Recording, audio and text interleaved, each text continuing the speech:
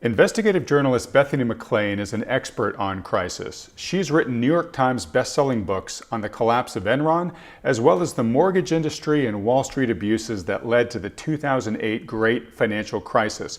So when she says she's deeply worried about today's macro environment, we'd better take notice. When you look at the expansion in debt, the uncertainty coming out of COVID, the run-up in the markets, I think we're in uncharted territory. Welcome. I'm Peak Prosperity co-founder Adam Taggart. And before we get to today's excellent interview with financial forensic journalist Bethany McLean, I have some very important but very exciting news to share with you. Given the rapid audience growth of our financial resilience content, like this interview series, we're creating a brand new business to handle producing it all. And I'll be running that new company, which we're calling Wealthion.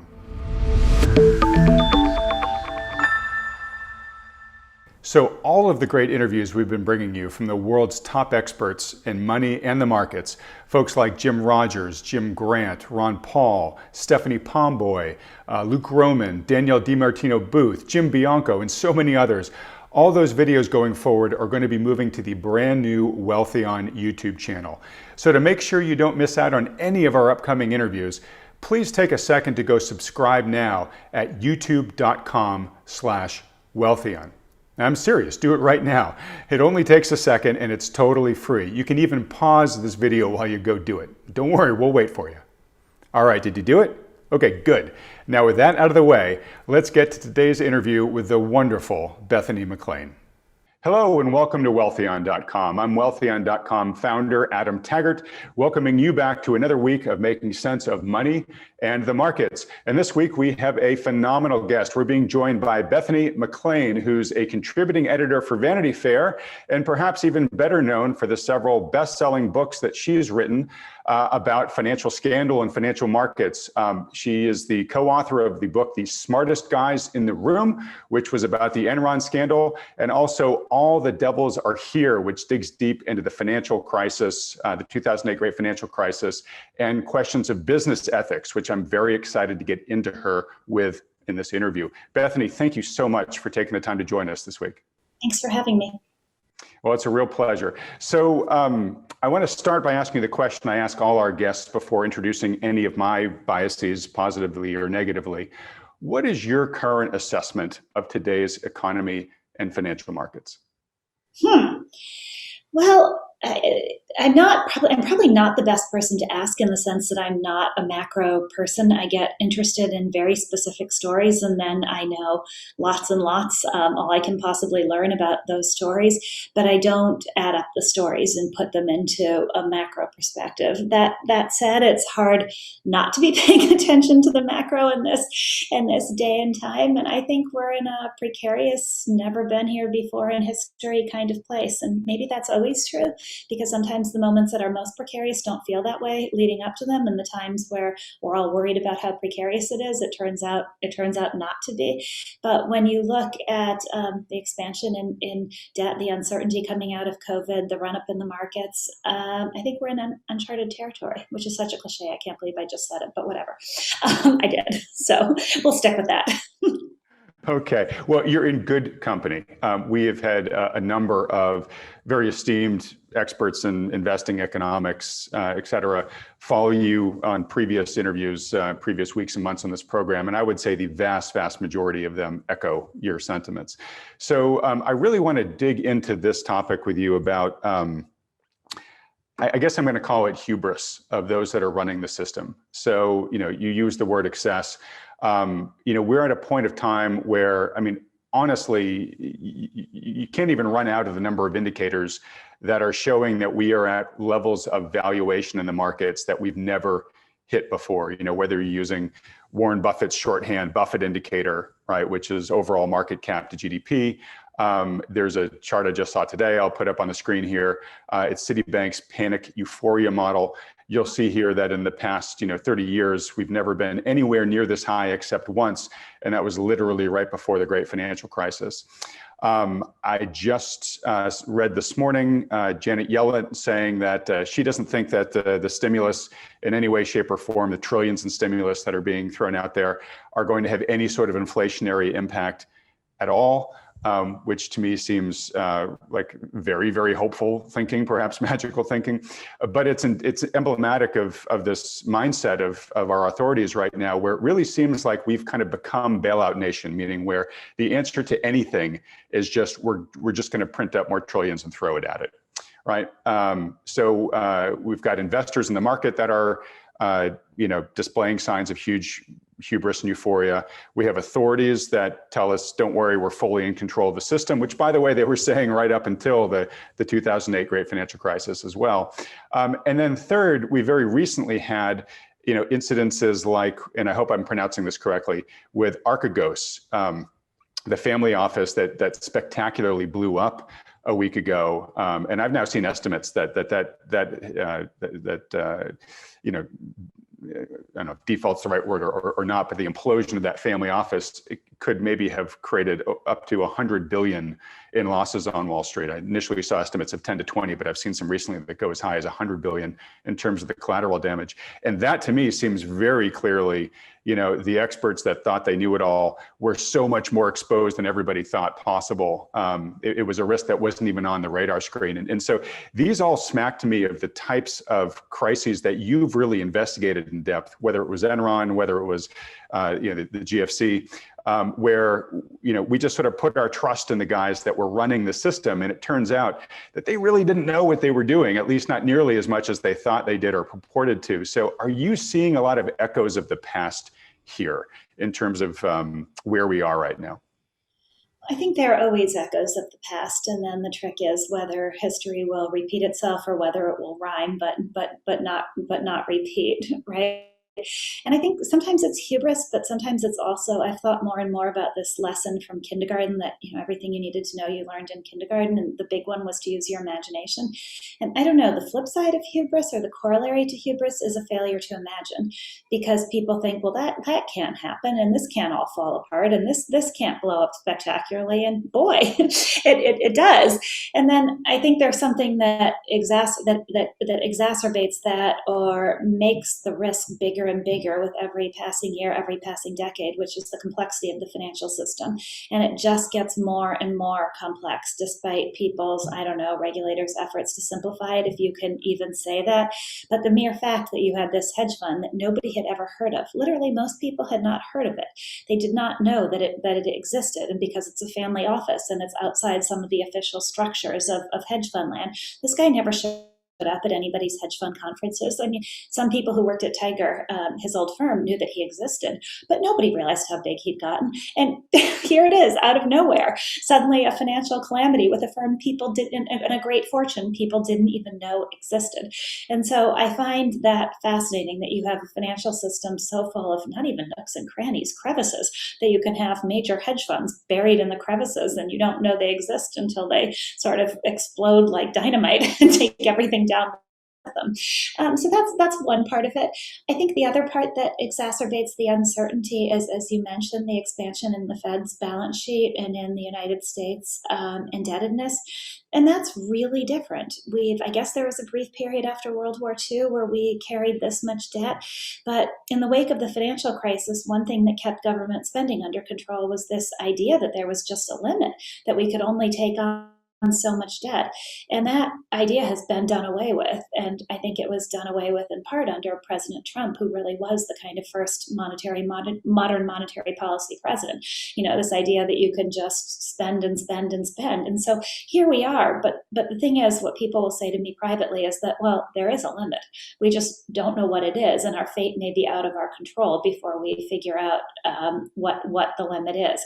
And I also think we've been schooled by history in perhaps a not helpful way, and that people think inflation isn't a risk because it didn't happen after the financial crisis. And that was one of the things that kept spending under control, was the idea that, well, we don't want to cause inflation. And yet we had this decade or 12 years after the financial crisis where apparently inflation didn't materialize. And so now there's this idea, well, it didn't happen when we spent then, so we can spend now and we still won't get inflation. And that's, sometimes you learn the wrong lessons from history. right? So I think that's another one. And then layered on top of this, I was just reading a piece this morning, and I don't know what to make of it, but it was a piece about owners, and I'm not a car person, so you have to forgive me, but it was owners of a different electric vehicle who posted favorably about their experiences with this car and have literally gotten death threats from Tesla fans. And so there's this level of anger out there and righteousness about stocks and the economy, and that adds an element of it. There's a level of societal involvement and emotion in the market in certain stocks that also, I think, adds a wild card factor. Gosh, such a great recap, and there's several points I want to follow up on there. Why don't we just start with the last one first? So there really is a whole generation of investors now. To your point, right? Since the great financial crisis, we've had 12 years now of basically a stock market that's done nothing but go up, right? Yes, we had a sizable drop last year, but it was incredibly short-lived, the most short-lived in history, and we're at levels way above that now. So you have this generation of investors now who really, for everything they've seen in their investing career, is that the market is bulletproof, right? It just keeps going up, right? So they've developed these, belief systems, and many of them may almost be like, almost like a religion, like for those who follow Tesla or, the Wall Street Bets crowd, the Dave Portnoy crowd, right? There's this sort of belief that, hey, no matter what happens, you just buy the dip and everything works out better tomorrow. So I think there's a little bit of a generational not amnesia, but they just haven't taken the lumps that previous generations have. And so I think more and more of the investing populace just honestly doesn't believe that a major correction is a risk to worry about. And I think that is a huge risk in and of itself. You also mentioned that there's, this sort of maybe the wrong lesson was learned from 2008 because we quote unquote didn't get inflation. We certainly got asset price inflation in financial assets. And in many ways, I think people have looked at that as a good thing, at least if you own those financial assets, right? I do want to get a little bit later in this discussion with you to talk about inequality, because I know it's something that you touch on a fair amount in your work and care a lot about. And certainly that asset price inflation over the past 12 years has contributed greatly to the expansion of the wealth divide in this country. So even those that are benefiting from the system might not really worry about it.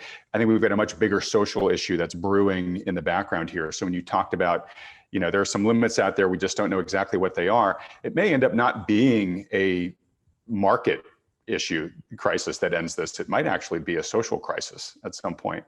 And then lastly, you talked about Trump really kind of, turning up the octane in terms of deficit spending. But it's funny because you go all the way back to, Cheney's famous quote that deficits don't matter.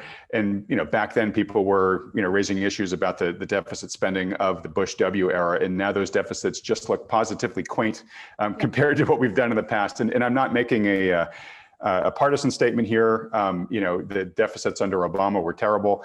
The deficits under Trump, made them pale in comparison. And it looks like the deficits under Biden are going to make Trump look like small change too. So we seem to be just sort of careening down this path where all these trends that we've just talked about, I don't think add up to a good future here. So I know you tend to be more of a forensic analyst. You look at what happened and you really get into the details and you report back on why it happened. Here I may be asking you to look forward a little bit, but how long do you think we can continue the status quo before there is a major breakage at some point in time? And I don't necessarily need a year or a date, but I'm worried in the short term, or I'm not worried for another 5+ years. What is your radar telling you right now, given the people you talk to?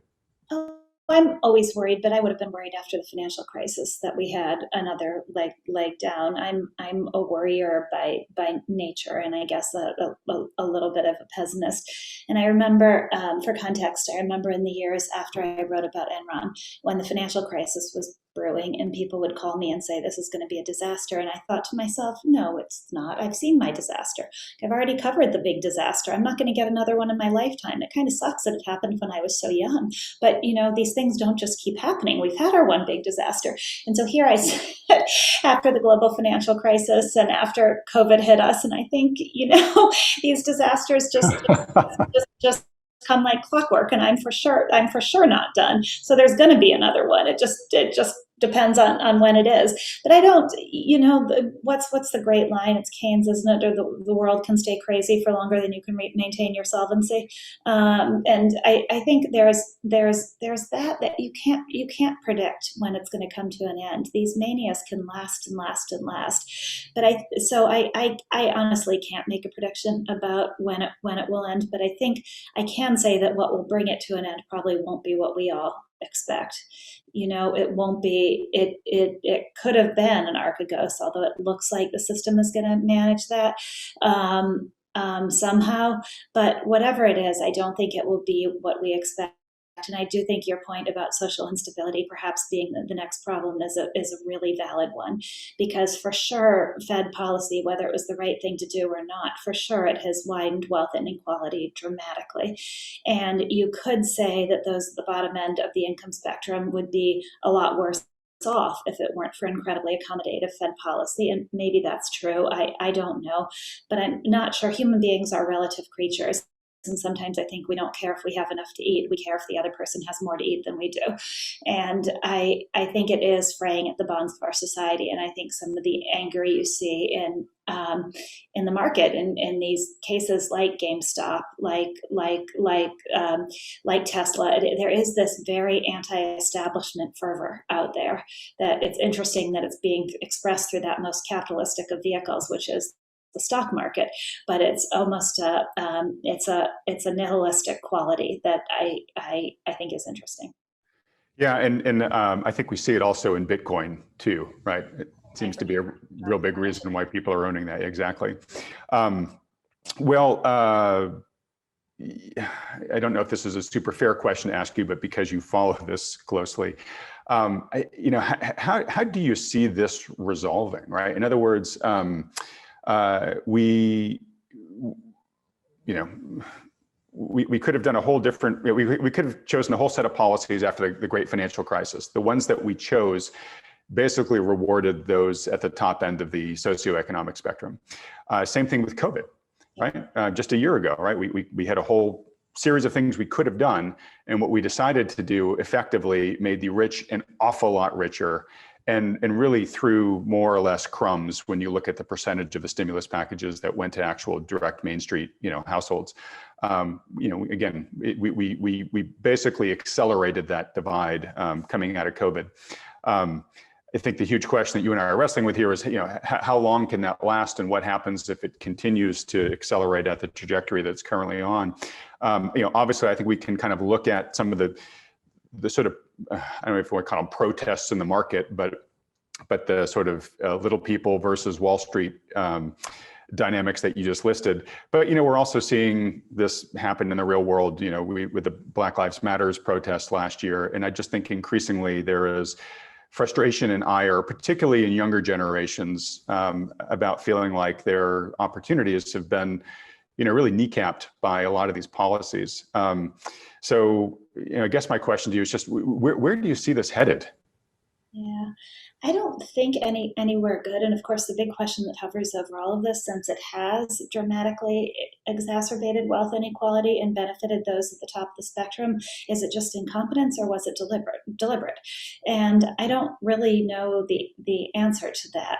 But I do think, when I think back to Enron and the collapse of that company, it was a dramatic moment and remains a dramatic moment, because it was the beginning of a kind of cynicism that instead of it just being Enron in and of itself, it started a kind of cynicism that, oh, a big company can just go bankrupt, and oh, the top executives could have made millions, and oh, we can lose everything. And this company that was telling us that where we've worked and that our pension plans were going to carry us through to retirement, suddenly it can all go poof. And at least in the case of Enron, it was prosecuted, and so there was some sort of redemption, I guess. But I think the financial crisis then came very quickly, and that was another huge moment of disillusionment for the country. You're told all you should do is scrimp and save and buy a home, and that's going to take care of you in your retirement, and you're doing the right thing, and you can trust these financial services people who are telling you what level of mortgage you can take on.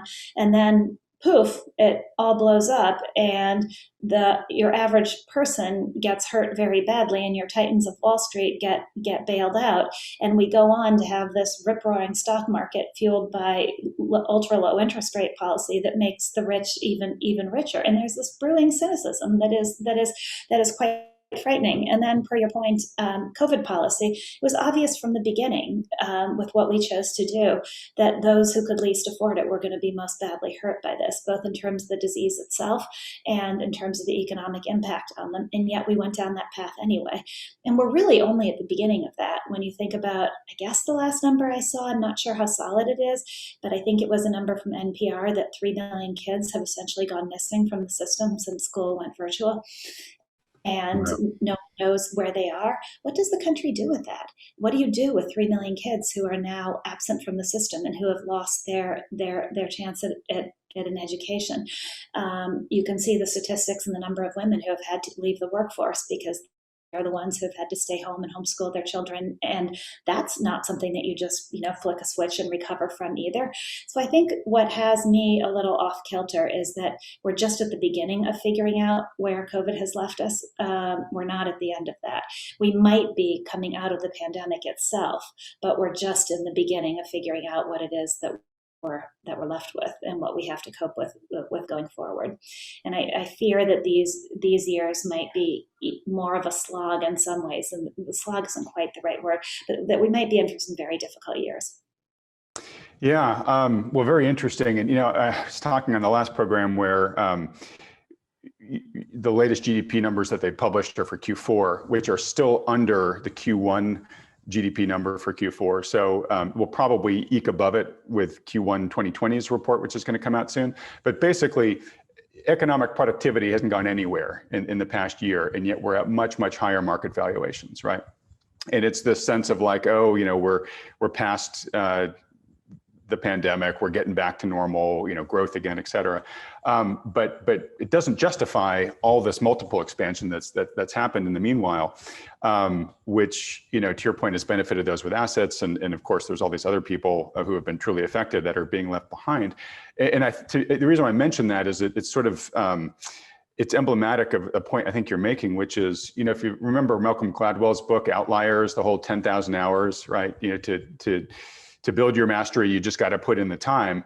And basically, COVID has taken thousands of hours away from kids in their education, people who got knocked out of the workforce and their professional development and whatnot. And there's a real cost to that. And the markets are pretending that there isn't.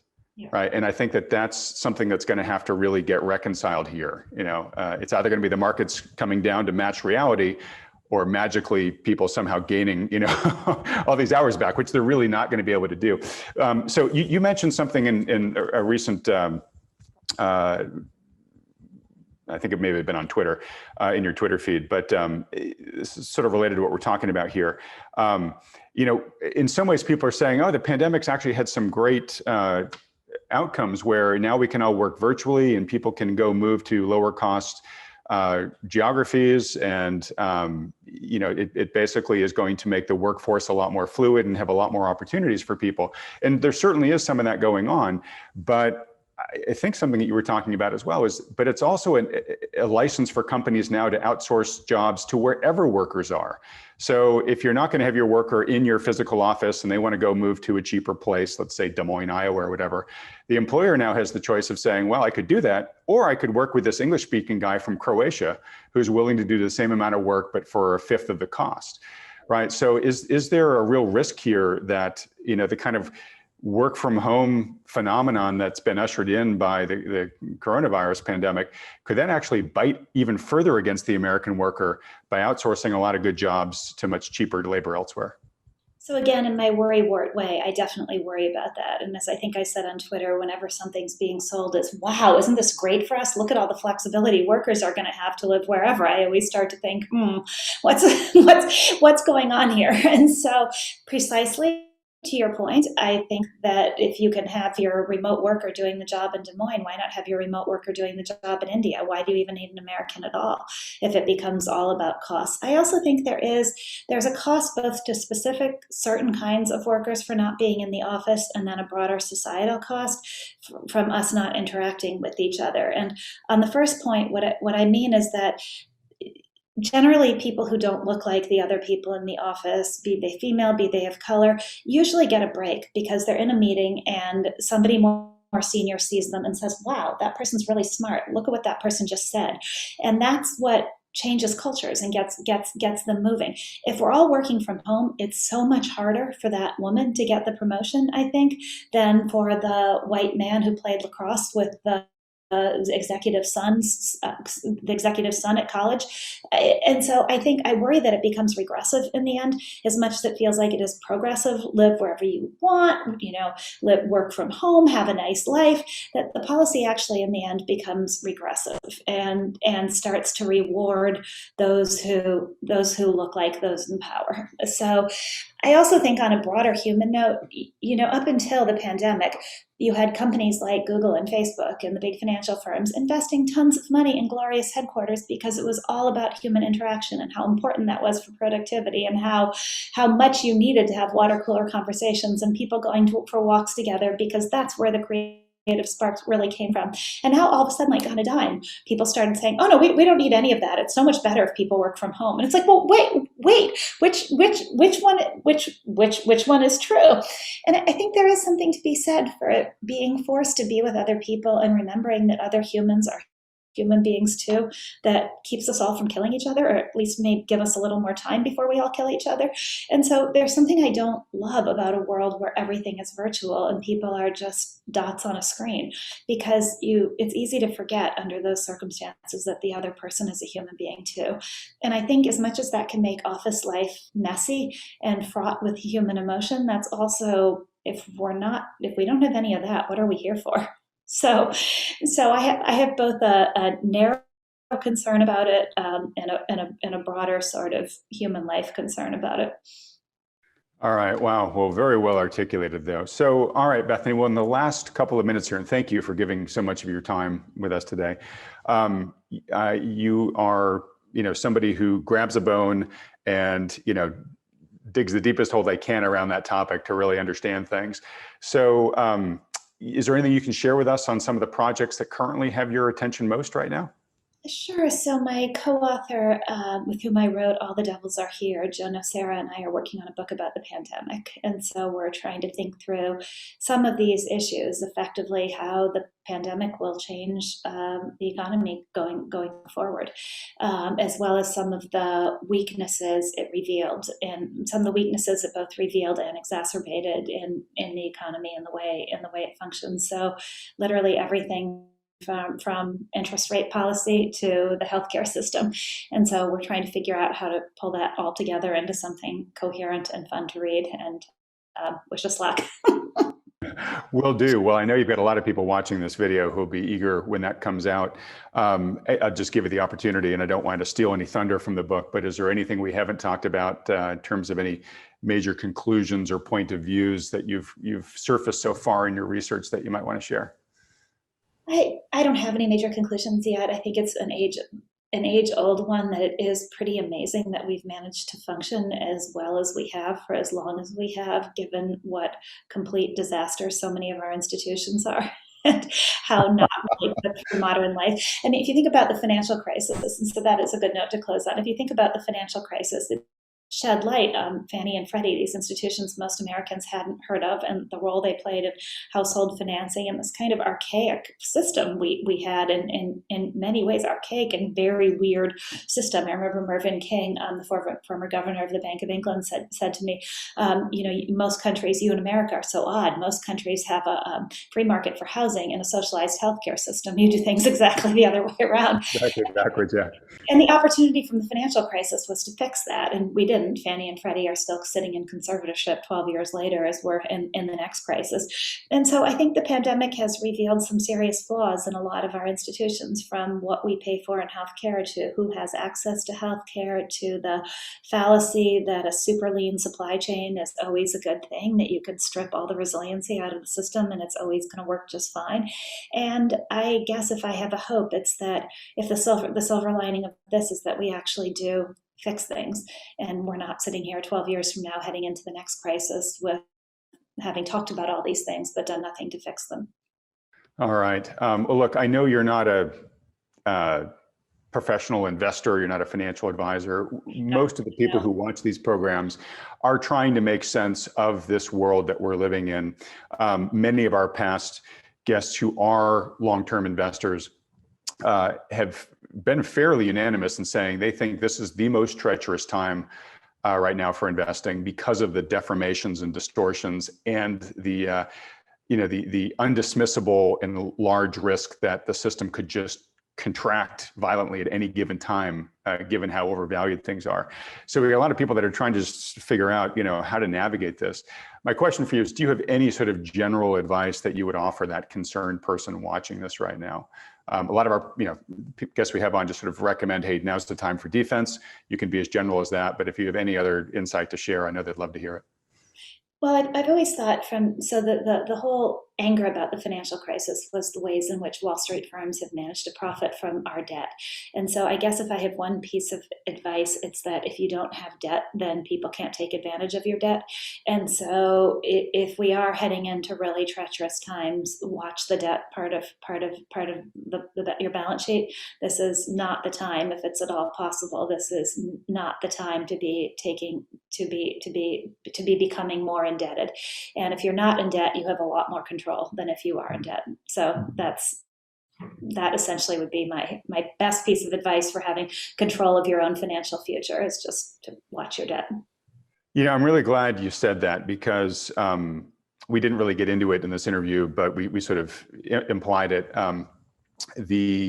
One of the big newer trends in those who are watching the situation is saying, look, the system's becoming a lot more inflationary going forward, given what's going on. And I think some people take that as, oh, okay, well then if we're going to have higher inflation, then I'm going to just load up on debt and let the inflation, diminish the cost of that debt to me over time. And you know what, that isn't, that works in theory. And that's if you only have sustained ongoing higher inflation. But as we've talked about several times in this program in the past, inflationary periods, they're punctuated at times with extreme bouts of deflation. And to Bethany's point, if you are holding a lot of debt during a deflationary period, it can be a stone cold killer. So I really appreciate you delivering that warning, Bethany. Well, thank you. You should take anything I say about financial advice with a grain of salt. But since you asked, I'll offer that up. Well, you are an expert on elements of the great financial crisis, so you know what taking excessive risks can do to people and to companies. All right. So with that, let's close, Bethany, just by this question, which is for people that have enjoyed this interview, excited to learn more about you and your work. Where should they go? Well, I am pretty silent these days because I'm working on a book, and so that is going to take a great deal of my time. So you should read my book when it comes out, I hope. And if you want to follow me on Twitter, I'm Bethany Mac12. I have a somewhat random Twitter feed that ranges from economic commentary to pictures of my dog. So. Great. I could actually describe my Twitter feed the same way. So good. Well, look, actually. Well, we'll put that Twitter feed, you'll put your handle up there on the screen when we edit this video.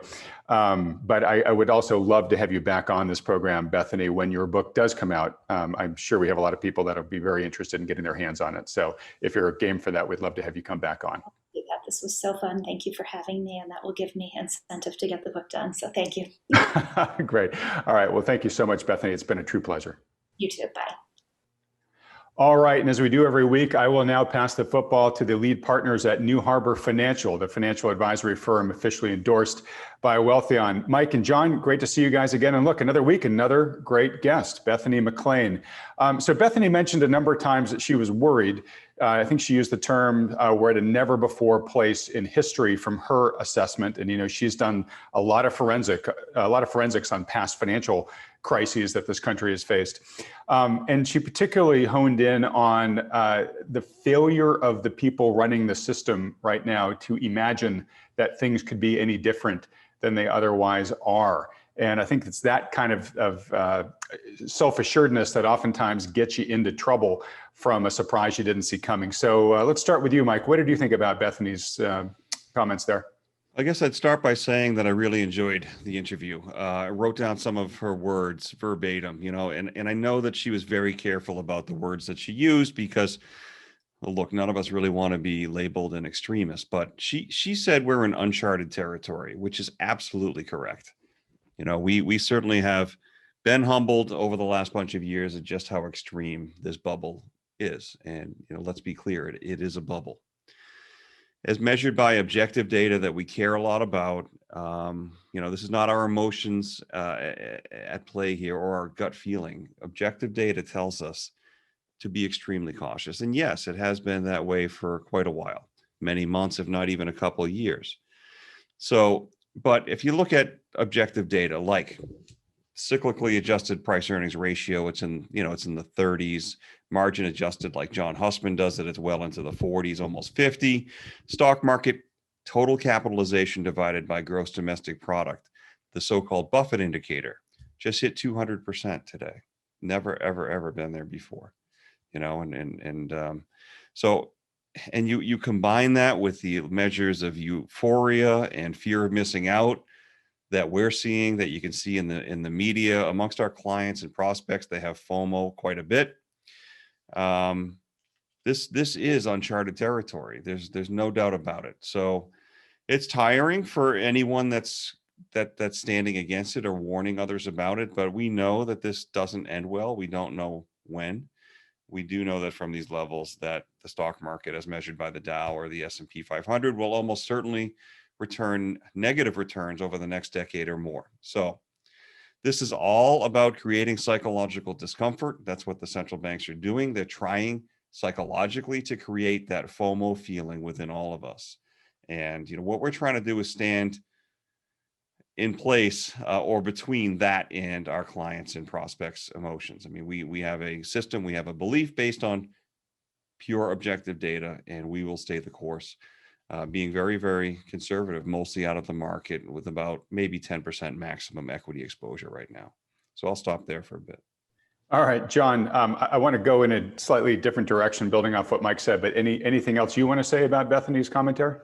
Yeah, I have to comment on a couple of things, not least of which because of the fact I worked at Enron for a brief stint earlier. That's right.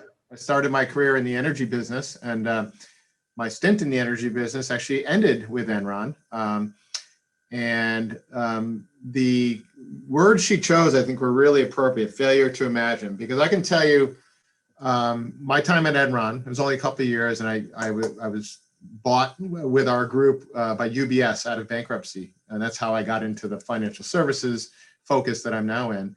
But the failure to imagine is really appropriate because even though her expose of Enron's management and kind of the financial wizardry they were doing that ultimately led to a lot of stuff being hidden on the balance sheet and imploding Enron, there was tens of thousands, and I think over 10,000 employees of Enron, and I can tell you they were all all the folks I interacted with, and I was fairly decently in touch with senior people there. Were bright people. They were caring people generally. Yeah, there was a bit of a kind of competitive spirit there. It was kind of a really, driven company, but there was good people there. And I can tell you, most of the insiders that I knew couldn't have imagined what was in store for that company, right up to some senior management. So, even insiders can be blinded to what in hindsight can look to be so obvious. And I think it's a great, and Bethany's comment that she never imagined she'd have another disaster like that to report on in the rest of her career. I think she's obviously seen a couple disasters since then. And I think she probably knows, given what she said, that not only will there be more, but probably many more disasters she'll have the opportunity to write about, sadly, but it's the kind of the same lessons unlearned that kind of keep repeating again that we just don't seem to learn. Yeah, well, look, fascinating perspective. I'd forgotten that you had worked at Enron, so it's great to get your insider perspective from there, John. But yeah, sadly, it does seem that the world is going to give Bethany a lot of forensic work to do in the future, given all the data that we've been tracking on this program, and how the risk of at least a meaningful correction, if not something a lot more punishing than that, is really unacceptably high, at least at this point in time. All right, I want to kind of build on top of something that Mike said about sort of the central bank's role here and how they're creating all of this psychological angst in people that are feeling like they're kind of missing out, the FOMO of all this asset price inflation that's going on. In parallel with the money printing policies that they're following, there's a lot of chatter right now about additional ways in which the central planners are really kind of like reaching out to get their talons as deeply into our money as possible. And two things that came across my radar in the past week was the global tax that was proposed by now Treasury Secretary Janet Yellen. She used to be a former chair of the Fed, and maybe that's a trial balloon, who knows, but that's how these things always start, right? So it's this kind of, hey, we all have to chip in more, not even just in America, but other countries, et cetera.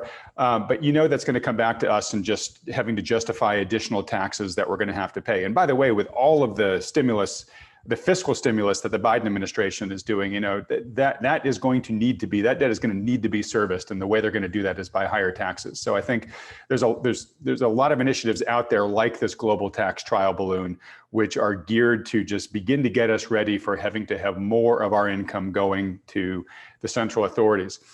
Secondly, you're seeing a lot now in the media about sovereign digital currencies. They're calling them CBDCs, central bank digital currencies. And there's been a couple articles this week about how the US is actually working on them. I think the Fed is working in partnership with MIT right now to structure what a digital dollar would look like. And while that still sounds like it's something that's sort of on the drawing board and it might be coming, China is actually out there doing this. They've actually launched a digital currency. It's sort of in a pilot phase right now, but they've got millions of people trading in millions of yuan out there, and they are, conditioning their populace to shift from paper-based cash to digital currencies. And of course, it's being sold as a huge boon and with tons of benefits. But along with that comes a tremendous loss of privacy, the ability to tax 100% of your dollars and know where they are at any point in time, and all the other types of control that come along with that, like the government just freezing your assets if they suspect you're doing something they don't want you to do. So I just give you guys all this backstory to build on top of what Bethany said. Are you guys worried in the same way I am that we are kind of being prepped here for the government to start dipping its arms a lot deeper into our pockets? Yeah, Adam, absolutely. Peter Thiel, I think, put out a post on Twitter or something today, kind of speaking to this. He talked about China, crypto, digital bank currencies, and also their kind of cheerleading of Bitcoin. And he put it like this. He's like, look, fiat currencies of major governments certainly are under attack or at risk by the adoption of cryptocurrencies. And the US has more to lose than anybody else because our dollar is the reserve currency. So it's not at all surprising, especially that foreign countries are tacitly encouraging or stoking the flames of cryptocurrencies, because it's actually quite a important tactical maneuver on their part to weaken the US dollar. And then, kind of Janet Yellen's, the now Treasury, formerly head of the Fed. Interesting, because, monetary policy and fiscal policy, as in Treasury and Congress, have always meant to be separate things in theory, but they are absolutely co-dependent co-enablers. The government can spend away because the Fed is monetizing those expenditures by issuing new base money, right? So, to have someone like Janet Yellen kind of start on the world stage to talk about kind of a globally coordinated corporate tax, I guess there's some understanding there, because there is great trade war type things related to corporate taxes. In fact, a lot of misconceptions about the U.S. tax rate have been propagated over the years, when in fact, even before like President Trump's tax cuts, when he took office on the corporations, the U.S. already had a lower tax rate than most developed countries, because maybe we had higher income taxes, but most other countries have what's called a value added tax. So the total tax load of most companies overseas was actually less than here in the way that taxes are structured. So it's definitely there's interesting benevolently dressed up messaging, but it clearly has kind of the notions of greater control over the currency and the fiscal budget and things like that. Mike, I'm sure you probably have more to add there. I don't think so. I think you covered it pretty well. It pretty much echoes my feeling about it. Okay. Well, the reason why I want to get into it is because I know that, well, one, I think it's really important, but I know that it's, it's a fear that's fairly commonly held by a lot of the people that we refer over to you from Wealthion, and that you guys are in the business of trying to help people, preserve their capital. And that means, preserve it from market losses, but also preserve it from the ravages of inflation or, eventually increasing government confiscation. So, I know that's part of the reason why you guys own precious metals and, like to help people invest in tangible assets and whatnot. But I really just sort of wanted to get this on the table for viewers, that it looks like, if this is a concern of yours, it looks like the heat is being turned up on the stove, under these risks. All right. So in just a few minutes we have left, Mike, why don't I let you close things out here by just giving us any update that you guys have seen in terms of the market dynamics over the past week. Taking a quick look at it myself, markets look like they're higher, obviously, this week than where they were last week. S&P up around 4,100.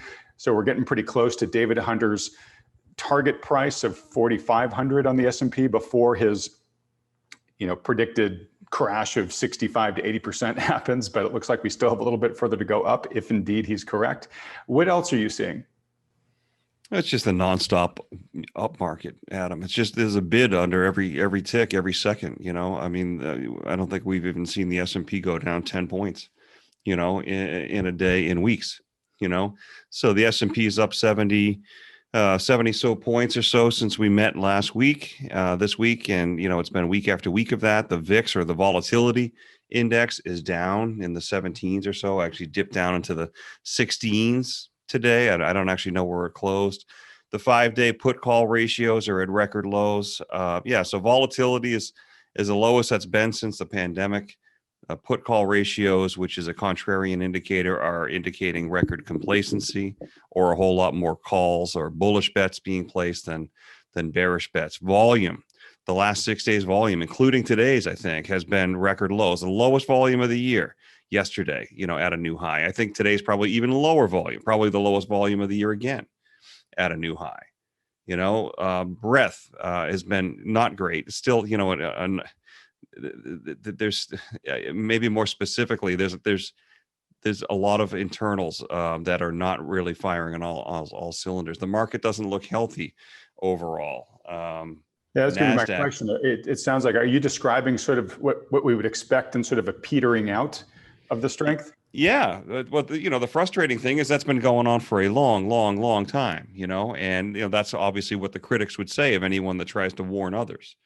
There's a lot of ball spiking in the end zone going on. There's a lot of overconfidence amongst market commentators, other advisors. I heard from somebody today, that heard from their advisor that said something, look, hey, we're all taking off with or without you, that type of overconfidence. And it's rarely rewarded. We're humbly trying to hold out the facts that this is the most extreme set of circumstances we've ever seen. So yeah, the market's thinning out. We're further from major moving averages than we've ever been. The stock market cap to GDP has hit 200%, never before been there. Most of our calls, or many of our calls, I should say, are from people that are having fear of missing out. The psychology is at a max. The market has been one way. Valuations are extreme. We don't know when it turns, Adam, but I don't think anyone's ever seen anything like this before. Like Bethany said in the beginning, it's uncharted. So I talked to a few people today, I'm sure John did too, that they know the market can't keep going. Yet everyone thinks they can stay in just a little bit longer. You know, that's at some point it's going to reverse and everyone's going to run for the door. Right. The majority. Adam, I'll just add a couple. I'll just add a couple of notes on markets. You know, interest rates were shooting up there pretty notably over the last several weeks. They have had quite a notable pullback. So bonds have rallied short term, and then we have a small position in client accounts that was intended to kind of, you know, be positioned for that, you know, possibility. But also the dollar has, US dollar has hit some pretty, you know, important overhead resistance and has pulled back in a pretty notable way in the last handful of days. And that also corresponds with, you know, precious metals, for example, having a pretty good bounce off of a very long, you know, and important support base. So, you know, we've talked about hedges that we have in place for many of our clients on precious metals, because even though we're very bullish on them long term, in the near term here they were you know, running into some challenge points, I suppose. But you know, this at least short term bounce off this support level is quite encouraging for, you know, precious metals and that kind of position in clients' portfolios. Good. And kudos on the long bond trade. I know that was a little bit of a, looked somewhat optically risky when you guys took it. And I know it was a small trade, but it looks like your logic had paid off there. So congratulations on that. All right. So, and Mike, as you said too, just to kind of wrap up everything that you guys have said, it sounds to me like you're fully underscoring Bethany's failure to imagine warning, where it just seems that every investor along this market is just failing to imagine how big and potentially how quickly a reckoning could come, given these highly distorted valuations that we're at right now. And Mike, like you said, mathematically, the majority of investors can't be among the first 5% out the door, right? So we have that failure to imagine going on, where they all just think they can be one of the first out, but mathematically they can't. So anyways, as we wrap up here, two very important things to let the viewing audience here know about. One is, you know, we have this relationship with the folks at New Harbor Financial because they are very like-minded in the way that Bethany and our previous guests on this program are, in terms of the risks and the opportunities they see in this market. If your financial advisor doesn't think that way, or having trouble finding one that thinks like John and Mike and the team at New Harbor does, they offer, just as a public service to Wealthy On viewers, a free portfolio consultation. It is completely free. There are no strings attached. You don't have to work with the guys. They will just sit down with you and go through your entire financial situation and give you their advice on what they think you should do. And so if you haven't already made yourself or availed yourself of that, we tell you how to do that at the end of this video. Stick around, go there. It takes like 20 seconds to get on their schedule. And then last and most importantly, as I said at the beginning of this video, this entire video series is moving off of the Peak Prosperity platform and onto the new Wealthy On platform at YouTube. And so if you want to continue to watch these videos and see guests like Luke Groman, like Jim Grant, like Jim Rogers, like Jim Bianco, like Jesse Felder, like Stephanie Pomboy and Danielle DiMartino Booth, and many, many others, please just take a second and go to youtube.com/Wealthy On and subscribe. And that way we'll let you know when these videos come out in the future, and you won't be in danger of missing any of them. And if you want to see future guests that we have on this program and have input into who those guests are, just follow me at Twitter at @MenloBear. That's where I give advance notice on who's coming on the program. I will tell folks, just as an added incentive, to subscribe to the new Wealthy On YouTube channel. Our next three guests are Bill Fleckenstein, David Stockman, and Pippa Malmgren. So pretty big lineup of hitters coming forward. Very excited to see what they have to say when we bring them on the program here.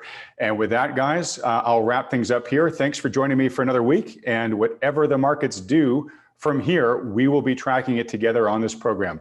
See you later, John and Mike. See you later, Adam. See you We'll next see week. you, Adam. Have a good one.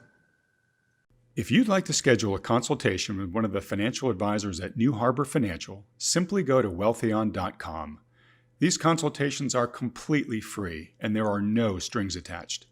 The good folks at New Harbor will simply answer any questions you have about your investment goals or your portfolio and give you their best advice given their latest market outlook. They're willing to do this because they care about protecting people's wealth, and because Wealthion has connected them with so many thoughtful investors just like you over the past decade. We started doing this because so many people have approached us in frustration, looking for a solution because they're feeling out of alignment or downright ridiculed by the standard financial advisors who have been managing their money. You know the type. The kind that just pushes all of your money into the market, scoffs at the idea of owning gold, and when you bring up concerns about the market's sky-high valuations, they say, "Don't worry, the market will always take care of you." For many of the reasons discussed in today's video, we think this is one of the most challenging and treacherous times in history for investing.